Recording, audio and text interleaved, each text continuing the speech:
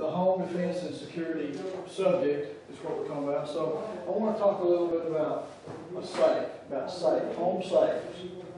And the first question is, who needs one? Okay. Again, I guess I was ahead of my time. I've had some kind of a safe for Karen and Art. Now they helped me unload one of them. Thanks, I'm safe. I have a safe, and I think that everyone needs a safe. So everybody in my world, I tell them to keep their eyes out for a safe, because not only are you vulnerable to theft, fire is as we've learned in this area, fire is one of our biggest problems. So for your documents and your silver, gold, and all your valuables, your jewels, and your diamonds, and all the things you've got hidden, I think everyone needs a safe of some sort in their home. And you evaluate your needs and see what you think. Now, if you live in an apartment, say, and you're single or whatever, and you're going to be on the move, then you probably need some kind of a portable, fireproof thing to keep your documents in, and then that you can grab it with your to-go survival bag that you've got all ready to go. But those kind of things need to be thought about. But I think that everyone should consider getting some sort of a safe. So the answer for who is pretty much everyone that has anything of value. And all of us have marriage licenses and car titles and on and on and on, and papers that are valuable. And hopefully a few other things that we would want to store in there. So it needs to be fireproof. A lot of people don't think about fire. Then there's all sorts of fire ratings. So it gets sort of like we were talking about the water. You get it different informations. But if you are in the market for a safe, shop for it like anything else. Ask questions. Just like you were buying a car. Will this one meet my needs? If you're buying a used one, the old safes, I can pretty well tell you, a lot of them have the fire rating on the tag thing. But if they're the old-timey safe and the walls are that thick, all the way around in the door, they're probably going to be fireproof. They're probably going to work if the walls are only about that thick.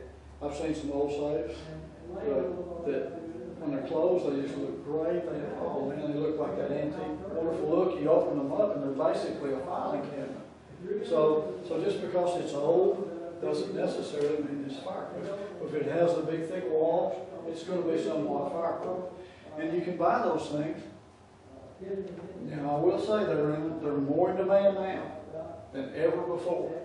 Used safes are more in demand now, so they're higher, the price is higher, but there's more estate sales. The baby boomers, there's more people moving, downsizing, so there's probably more on the market. So if you decide you want a safe, they're not easy to get rid of right quick when you're ready to move, so sometimes you can get a real bargain on a used one. So I'm just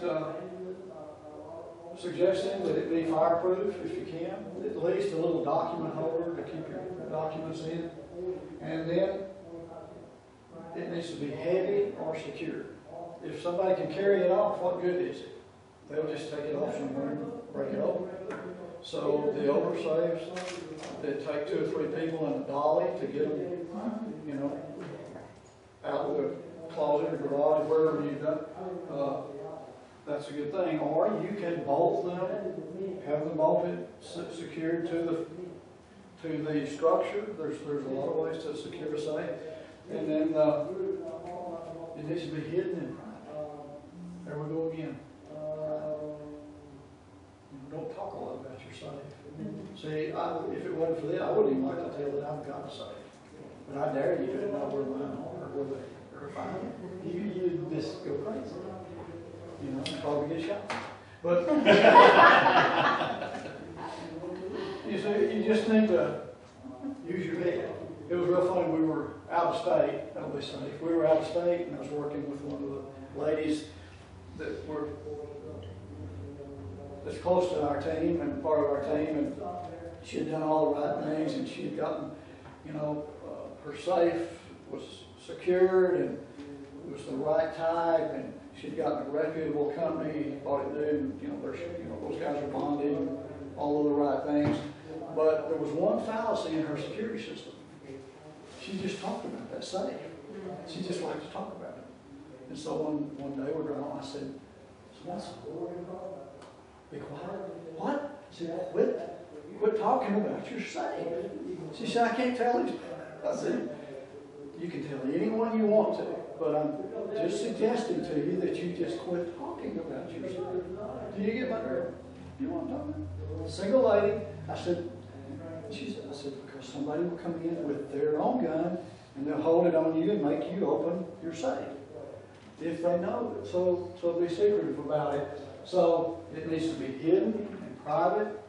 When somebody wants something, don't say, oh, I've got that in the safe. Don't say, I have to get that out of the safe or whatever. So just use our common sense. So many of the things about preparedness are just common sense. Just think about it a little bit, and it makes sense. So I really suggest now that you review your situation and see if you need a safe. And you can consider now a lot of the gun safes, they're big, you can get them bigger. A lot of them now are fireproof. That makes them more expensive, but they have fireproof and fire ratings. Because the little steel wall gun safes, they may protect it from theft, your items from theft, but they won't protect it from fire. So, and if someone gives you a gun safe, then that's a different thing, or you get one cheap or whatever. But that's kind of what my brilliant assessment of the safe. This is review your situation, see what you need, shop, consider used. Safes don't wear out and go away, so a lot of them that were made in 1920 are still as good today. So they don't pitch them out.